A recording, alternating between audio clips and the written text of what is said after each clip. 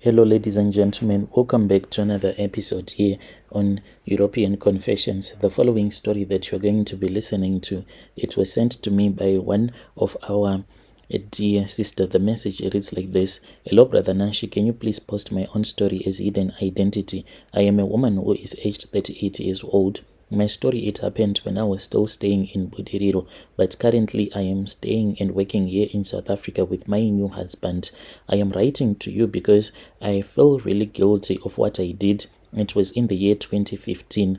Back then I was with my husband, who was my second husband. Unfortunately, my first husband, he died in a terrible accident. He was a very good man. After his death, I was really desperate. I did not know what to do. My child was only 2 months old when he passed away. I then decided that it was far much better for me to get married. I then got married, and the man who married me, he brought me from Masvingo to Harare. We then started staying in Budiriro, and when I was staying there, right next door, there was this other couple that was staying with us because we were having these back rooms, so we were staying like right next to each other. So me and her, we then started being good friends, like really good friends. This woman who was staying right next door to my room with her husband, she had everything that I had ever longed for. She had a happy marriage, a beautiful home. She was a woman who was at peace, and I was filled with envy and jealousy,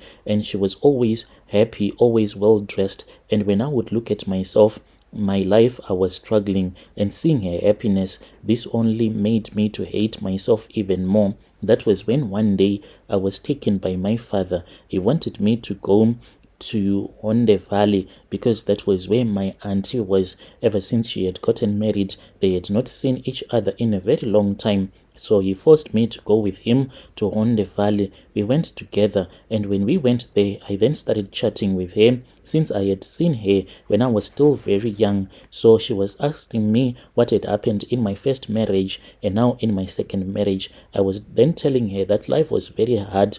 I started to compare myself to that other friend of mine, my neighbor, and I told her that my neighbor, the friend of mine, this woman, she was enjoying life. I so wish that the way that she is living her life, that is the way that I will end up living my own life. Maybe this was going to make me to be very happy. So I told my auntie. So as I was speaking with my auntie, little did I know that my auntie, she had already became a witch.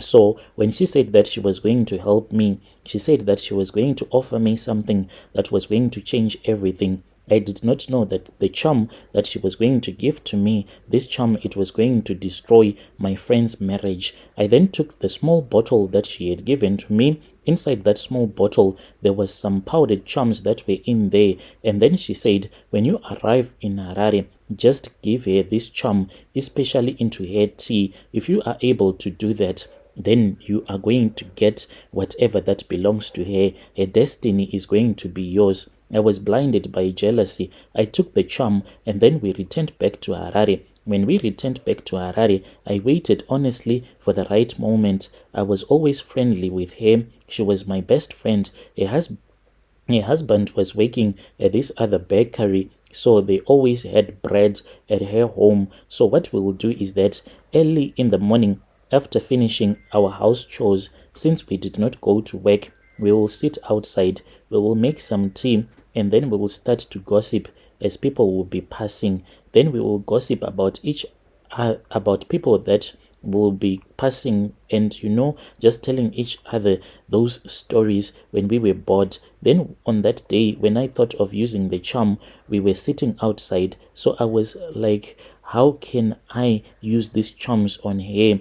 And then I looked at the bread that she had given me, and I said, you are now being stingy. Do you mean that you do not have any bread in your home anymore? Because she had only given me 3 slices of bread. And then she said, I am really sorry, my good friend. I saw you eating early in the morning, so I thought that you were not hungry. And I said, no, give me the food. So I wanted her to quickly step into her room for a moment so that I can get that opportunity to put the charms in her cup of tea. And I remember the feeling. I was so nervous. I then took that small bottle and I opened it up and I poured the herbs into her tea. And after that, I then started drinking my own. She came and we continued with our gossiping. We continued talking, and she did not even notice that this was what I had done. Within a week, I started to hear that they were arguing. This is what I used to do. Sometimes when I would hear that she will be shouting on top of her voice, thinking that maybe she'll be fighting with her husband, I will rush out of my room since my husband will be working on a night shift. Then I would go really close to her door. Then I will start to listen, and I will be so happy when I will be hear her shouting as if she is insulting her husband. But later on, I would hear the both of them as they would be laughing, only to realize that they were busy pillow fighting each other. Then it will make me to feel so sad, knowing that my husband never had that chance to joke around with me. And when they started arguing, I was really happy. I would go there and listen. And each and every time, this will bring a smile on my face, saying that we are now the same. Now the husband, he was always angry, always speaking on top of his voice.